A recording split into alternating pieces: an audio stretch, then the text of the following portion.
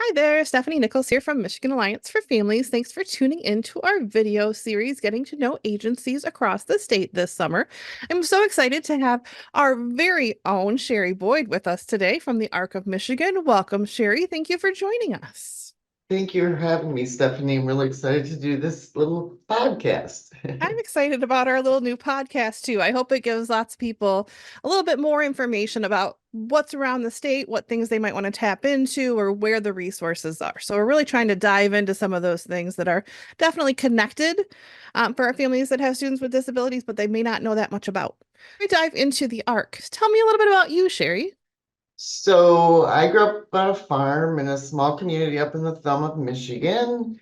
And then I always wanted to be a social worker. So I made my way to MSU where I got my bachelor's degree in social work, worked in the community mental health system for a number of years, and then made a move 7 or 8 years in to get my master's degree in social work at the macro level kind of practice, systems change, those things at Wayne State University. And at that time, I became a local art director in Livingston County. I doing the individual work in the system, although it could be satisfying at times, I really felt like the system needed to change. And so I kind of switched my focus. I would say that I probably ended up in the field of disability because I grew up with my uncle who has Down syndrome. So I always had a thought about wanting to help folks. We had a really supportive family for him, so his life was good. And I wanted other people to have access to that because a lot of folks at that time, didn't have family support. And so that's kind of how I got A here. lot of us that have loved ones with disabilities are trying to build those positive lives and those good experiences. And then we get to that point where we go, "Oh, okay, so I've impacted this one person and they're on the right trajectory and things are happening. How do I start to impact change?" Do you have any advice for people that are like kind of in that spot where they're moving from that I voice to the we voice and trying to think about systems change?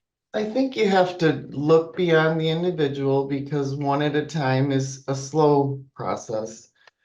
And so for just me professionally, the ARC Michigan provides a bigger voice because our primary purpose beyond the programming that we do is doing public policy change and lobbying at the state level. So I spend a good amount of my time working with our lobbyist who is from McCall Hamilton and trying to get the legislative body to understand the issues of people with disabilities and their families. We try to work with the department to um, work on making policy that's responsive and accessible to people with disabilities. Those are things that, I mean, we've been working on those things for years. Slow change is slow, but I think over time we've had a good impact on things like person-centered planning here in Michigan, self-determination, where folks can have control over their budgets of the dollars that come from Medicaid so they can build the life that they want. So those are the kinds of things that I think you can do at a system level. If you want to individually have impact and maybe it's not through a job, you can join boards and become active in the nonprofit sector around issues that are important to you, that you think will impact change beyond one person at a time. And so those are kinds of the things that's ultimately for me, that's what was important professionally, because it was frustrating to impact a person once and then you had to have the same battle for the next person. It shouldn't be that way. There should be consistency in access and flexibility for people with disabilities and their families when they are accessing supports from the public system. So all that's what we're trying to impact. There are lots of public system issues. There's Social Security, there's of course Medicaid, there's vocational rehab, all of those things the ARC is trying to impact from a system level. I would just make a plug for a couple committees that we have. If you're, interested in learning more about public policy, we have a governmental affairs committee. And we have lots of people on that committee who get updates every month about what's going on. And then we have an education committee that focuses specifically on education issues. And those things are all open to people that would like to participate. And they're all held virtually, so there's easy access. But those things are a way for people to kind of move from the I to the we, because we're trying to impact um, systems by getting people information and making sure they know the latest of what's going on. So if I was interested in attending one of those, I'm going to find all the details on the website. It's going to say that it meets at the set time Every every third month. Thursday or whatever it is. Perfect. And then the board, or not the board chair, the chair of the committee is listed, so you can reach out to them on an email. It's, is the website, at least the Arc Michigan one, has a lot of information about how to get involved and what we do. Excellent. Our vision is that the Arc Michigan will help people realize and fulfill their dreams of having employment, education, meaningful relationships, and living independently within their community. I heard you say some of the things that the ARC Michigan is working on. And I know there's a national ARC and then there's also local chapters. Can you explain to me a little bit about the structure of ARCs? If I were to call my local chapter, what am I going to find? And then you told me a little bit about the advocacy the ARC Michigan does and how they're trying to impact change there. I'm looking to find more information on where families might want to connect for specific things. And then things we're advocating on at the state level are different than things that are happening at the national level. How would they dig into that information to figure out those differences? So from a local chapter level, Michigan has 828 local chapters. And if you, as they say, if you've seen one arc, you've seen one arc. Their focus for all of them or most of them is to provide individual advocacy to people with disabilities. It could be in the school system, it could be in the public mental health system, it could be applying for Medicaid at the local DHHS office.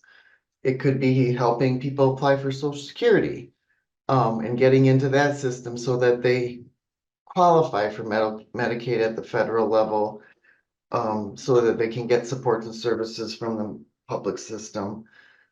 So ARCs tend to be involved with trying to impact those services locally, but one of their primary focuses is to provide individual advocacy to people.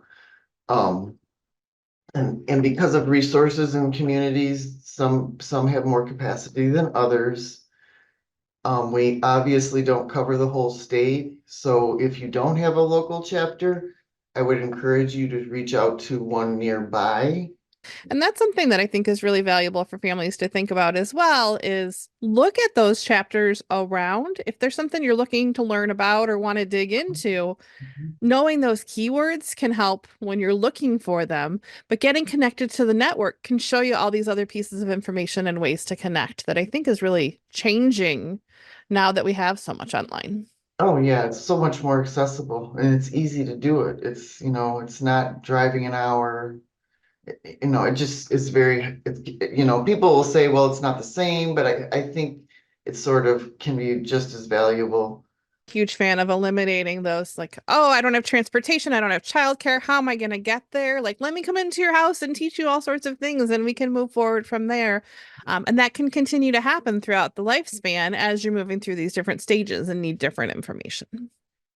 And then if that doesn't work out for you, I would call the ARC Michigan to see if we can provide some resources for you locally to get some understanding of what goes on in your community.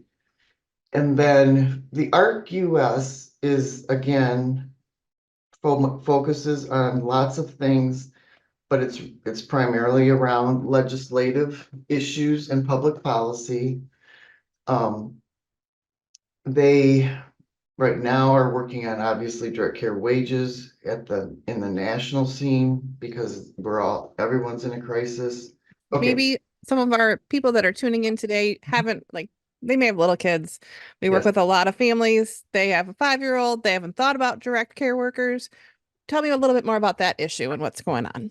So for families and people with disabilities, as they get older, there may be a need for them to have maybe support in the family home to provide community, um, access to the community, or they may need any sorts of help, but direct care workers provide that service under what's called community living supports in the Medicaid world. And the wage for those workers is extremely low. In Michigan right now, it's under $16 an hour. And when you can go to McDonald's and make 18, and some would argue that the work is less stressful. I don't know about that. But the point is that direct care workers can't make a living. And, a lot of the workforce is women. And so they're trying to provide for their family, and I should say single women. And so they're trying to provide for their family and they can't make ends meet on $15.72 an hour. So this nationally is an issue. And so there's just lots of public policy and legislative work to try to get the system to, if you will, mandate, a wage that is livable. In Michigan, we're saying you got to pay $20 an hour. There should be healthcare. There should be benefits. It should be a more attractive job, because it's really important. Because if we don't have direct care workers, the system can fall apart, because it's the most vital support to keep people stable. And you can see across Michigan, people, there's cases or people who are sitting in emergency rooms and their families can't support them anymore, but there's no place for them to go because they can't get direct care workers. So it's just one of those things that I think the ARC's been working on for 15 years. I think it's especially gotten worse since COVID, because there's the job market is, you can just make better wages in other industries. People don't have the luxury of just doing it because it's important and it makes them feel good. They have to be able to support their family and themselves. When I was a direct care worker back in college, and it was a good job, and it was satisfying, and it paid my, for my food and other things I need to be able to buy. And it's, people just can't do that now.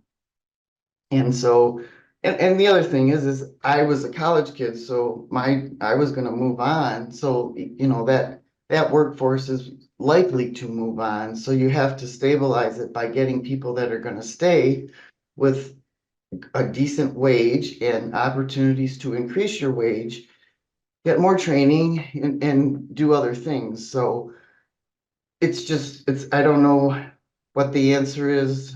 There's the attitude is always, there's all this money in the system, make it work. But unfortunately, it doesn't get down to the most important and basic support that people need. Where this is like day-to-day life for people to make things function and have the supports that they need. So to be able to Absolutely. have people in those positions is so essential. That's why we spend a lot of time. We have a statewide group called the Direct Care Wage Coalition of statewide advocacy organizations. And, we put time and resource into trying to have an impact on that very important thing, because we see it as the most important thing. So, Thank you for explaining that issue a little bit more for our viewers so we have a better understanding of what that looks like and why that advocacy is so important. All right. So I heard you say that if I have a issue right now for me, for my child, for my family, my best bet is to, if I have a local ARC, contact my local ARC. They're going to be able to provide me that individual support. If I am looking for more things that are going on at the state level as far as impacting change, I want to connect with the ARC Michigan. If I'm looking for national impact, I want to connect with the ARC US. so we are all affiliated with each other. It does not mean that we get to tell each other what to do. What it does mean is we agree to some core values and we agree to use those in our work and what we do at the state level and at the local level. So we're part of a much bigger entity, which is good in terms of public policy advocacy and having an impact. The ARC US has a pretty strong reputation, as does the ARC Michigan, and it allows us to support the chapters from that standpoint so that they can do more of the individual work that has to be done, obviously, because systems change is slow. Sometimes I have members call from locals and want me to make a ARC chapter do something, and we just, don't. We're all affiliated, and as long as you are following the core values of the ARC US and the ARC Michigan, that's how we band together to have more impact. If I wanted to dig into those core values a little bit more, or like what the stances are or positions are, where would I find those? So the ARC Michigan on our website has many position statements. Um, our vision, purpose, mission, all focuses on people having a life that you and I would all want. Being a part of their community, having a job, doing the things that everyone does, and not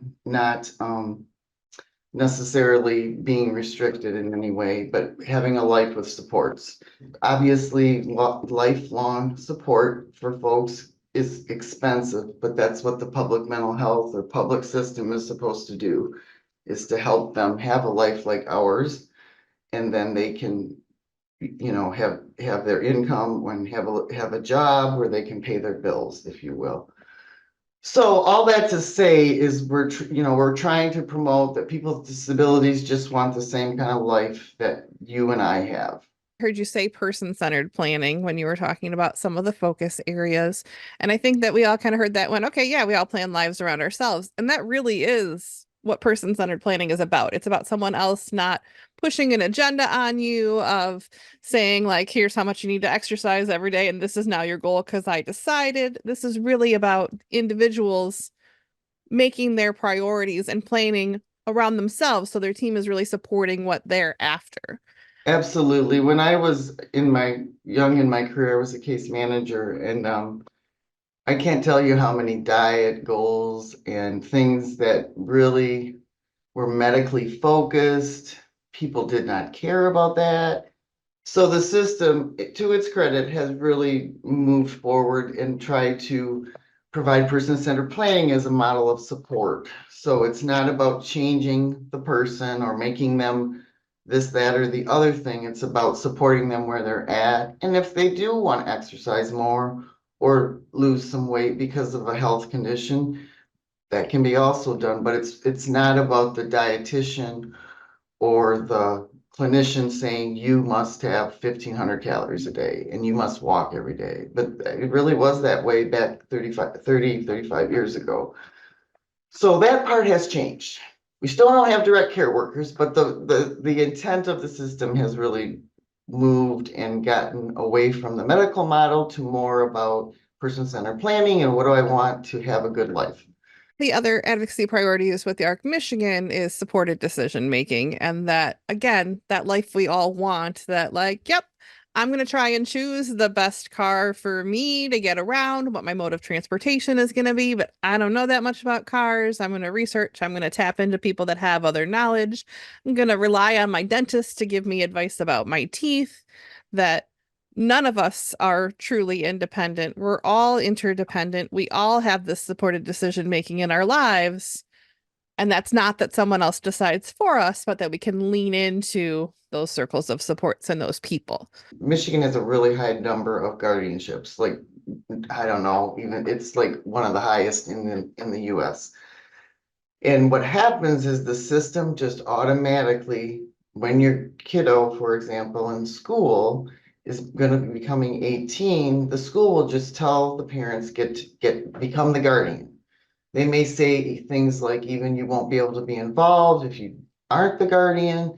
Lots of things that are not really true because you can have tools like the values around supported decision-making where you can guide or help your child make decisions, but you don't have to take away their rights. Having a guardian really takes away people's civil rights. And there are exceptions to having a guardian where you can still do a few things, but really the guardian is making all the decisions. Now, in an ideal world, people say, well, they're talking to the person they're a guardian for, but that isn't like that doesn't happen the majority of the time. It's not always a family member that's a guardian. And there's a lot of public guardians who have caseloads of 500 people. There's no way you can really know 500 people. And so there's a supported decision-making statewide group that is facilitated by the ARC primarily, and the DD Council is really involved. But there's a toolkit out there on the website that helps families understand what supported decision-making is and why it's a better option than guardianship or even partial guardianship. In the Social Security system, you can, if you have trouble managing your money, you can get what's called a representative payee. And that's helpful to people because then it makes sure their bills get paid. And then whatever they have left is theirs to spend. So there are much less restrictive ways to support people than just getting a guardianship. And I think Michigan has had a long practice. Even community mental health systems, recommend guardianship as the first and foremost thing to do. Use that DD Council. I want to make sure everybody knows that that's the Michigan Developmental Disabilities Council. And if you want to know more about them, they will be in a video in a future week on this series. So you can tune back in for that. Tell me a little bit more about ARC. I think, and you can say, nope, Stephanie, that's not true. You're wrong. That some ARC chapters are payees. That is one of the services that is in quite a few ARC chapters where you go, okay, where would I find this service? That your ARC chapter is a really good spot to connect to find others also, but some ARC chapters actually are payees. Is that correct? Yes, that's correct. Honestly, the Social Security Administration also has a list of your rep payees in your area, but I would always reach out to a local ARC chapter. Obviously, the ARC chapter is probably going to be on the list, but I would check and see if they do it. I mean, it's local. It's a way for people to come get their check, or they have a debit card, and you're not trying to figure out who am I talking to. It's based on a relationship. So, and the other place that may be helpful is, and I think you're interviewing them also this summer, but Disability Rights Michigan knows a lot about rep payee and those kinds of things and what's available. And I love it when you plug my future videos. It's awesome. I'm so excited we get to talk to everybody this summer and get a little bit more information out there. You talked about that there's not like a supervisory role between the ARC chapters and a little bit that they do different stuff. I mean, they do pretty dramatically different stuff if I look around the state. What are some questions I want to ask my local chapter when I contact them to figure out what they do in their office, or should I just start with websites? What's the best way to figure out what those things look like locally for me? I think that it's important to check out the website first. One of the issues in smaller communities is that some of them are strictly volunteer based. So they may only be doing maybe some activities for people with disabilities. They have a small board who do a little fundraising and provide activities, because historically that's been a component of local ARC chapters, is trying to give folks things to do that they enjoy. And so you may find that in depending on where you live.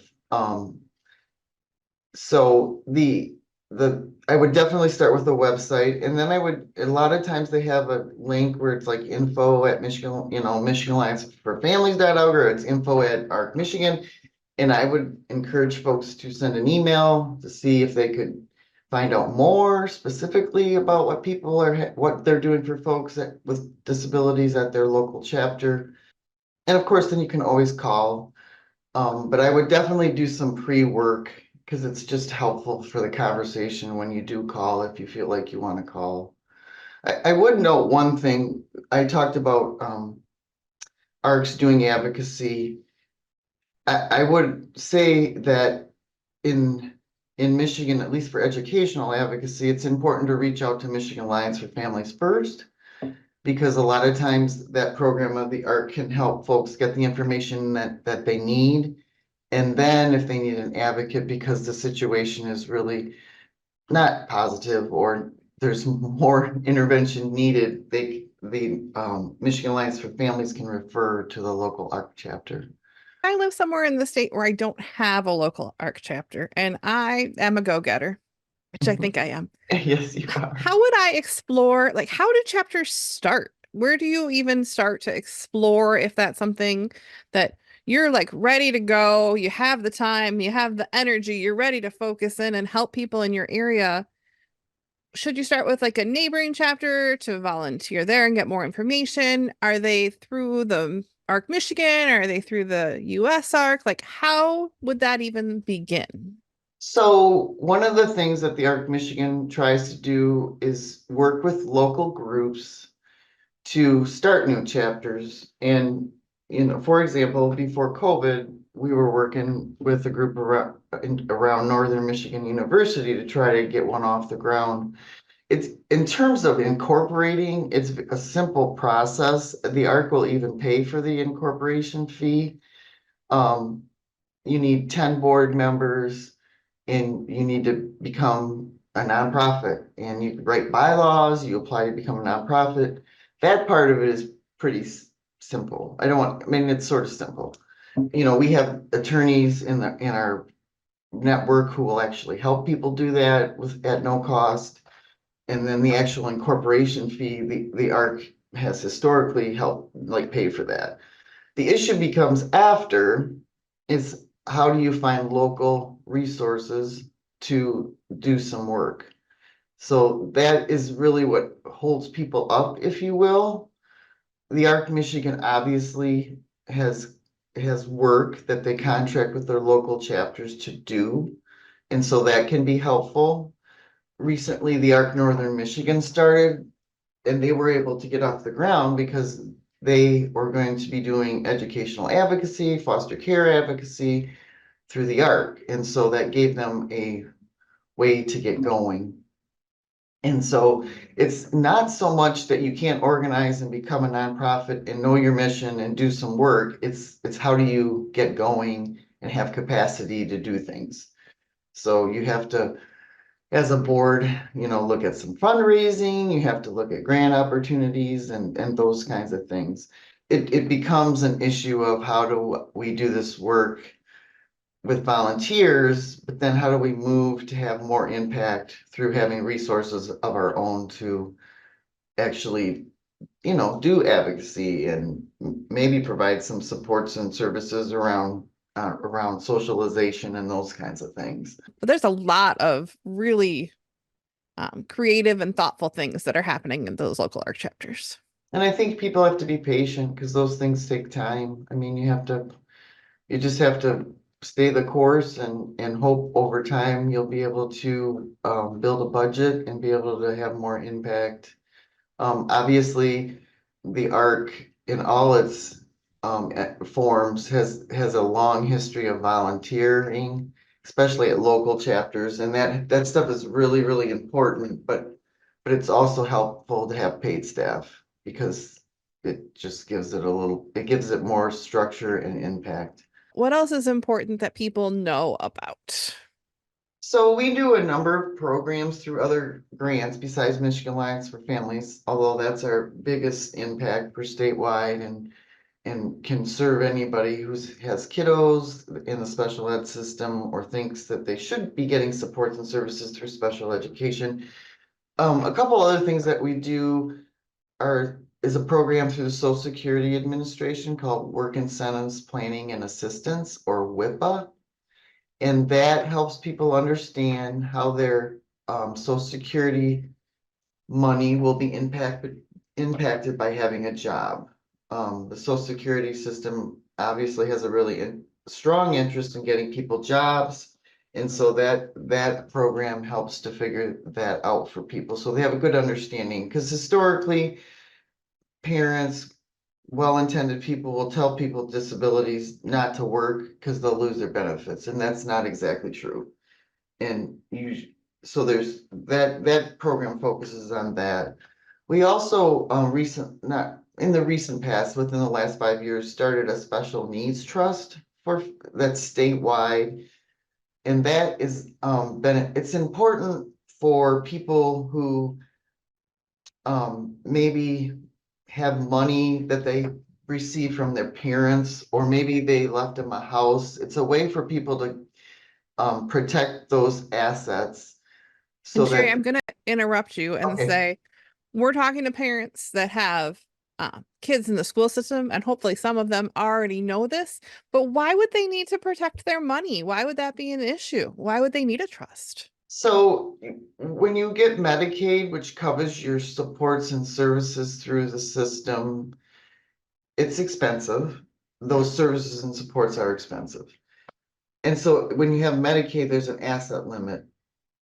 But so you're getting good supports, but then you can only have $2,000 in your bank account. So that's very hard when things come up to handle emergencies or those kinds of things. So sometimes people may have $10,000 they're gonna get from something.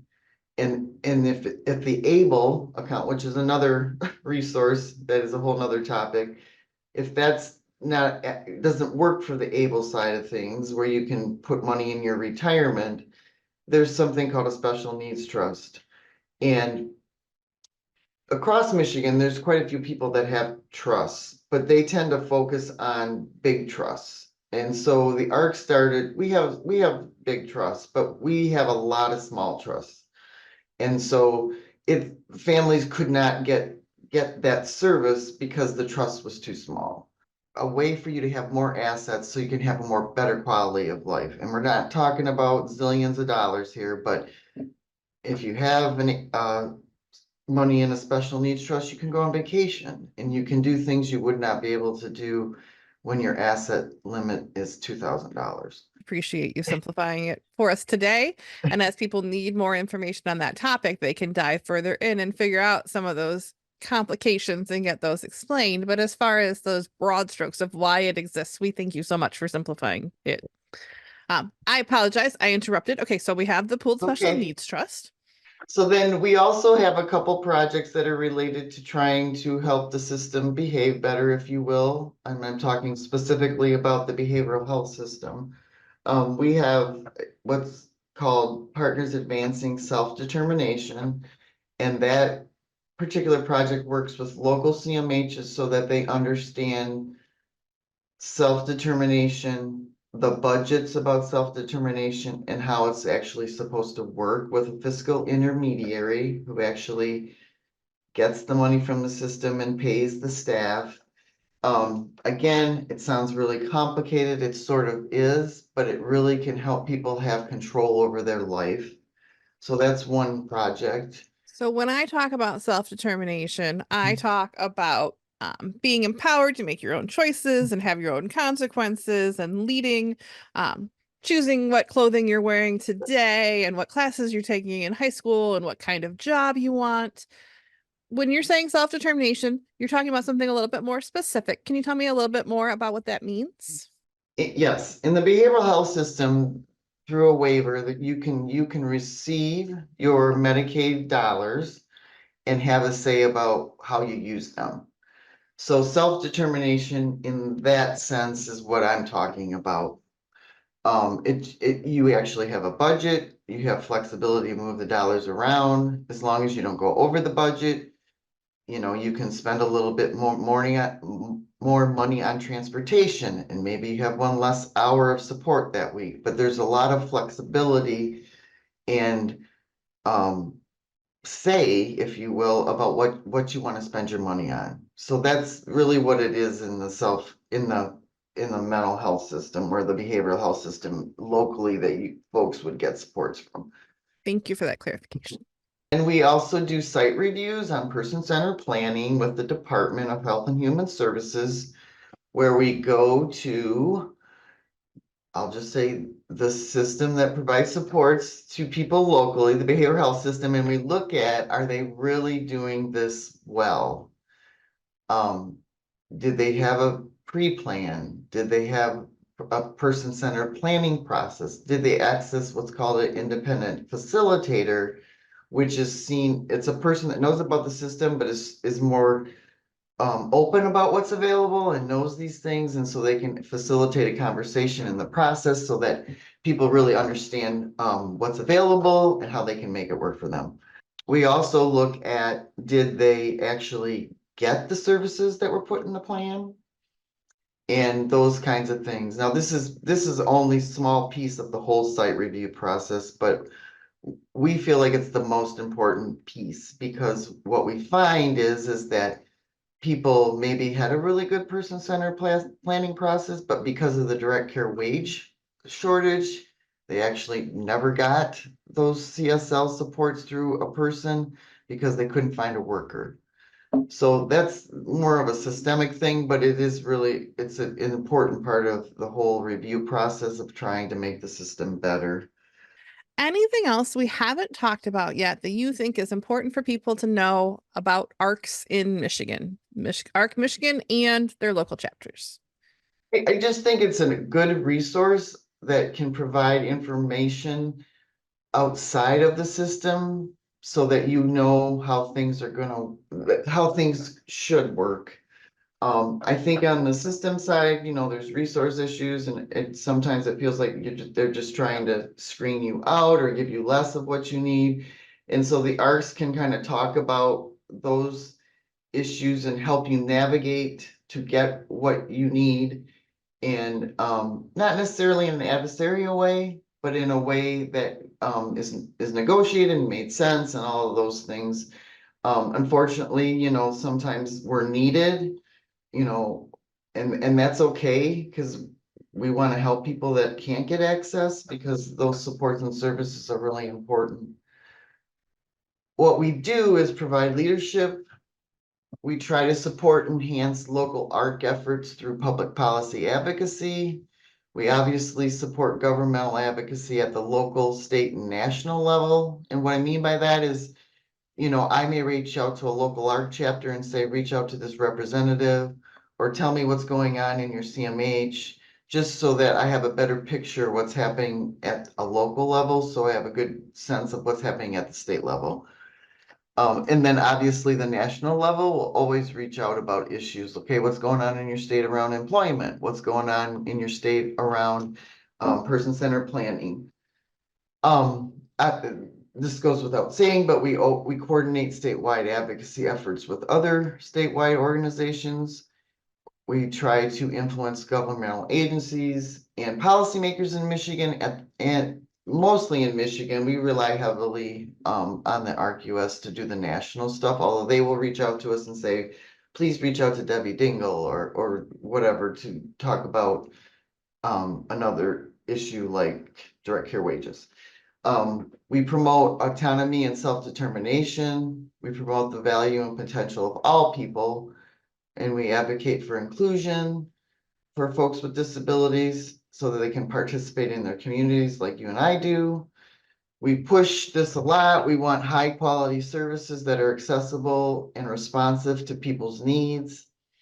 And we also provide training for parents and professionals through our programming, and also on other issues through the governmental affairs committee related to advocacy.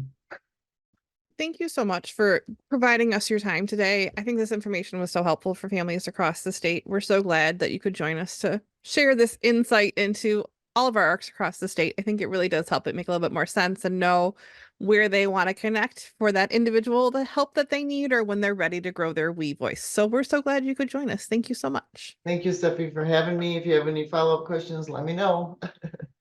Thank you. Thank you.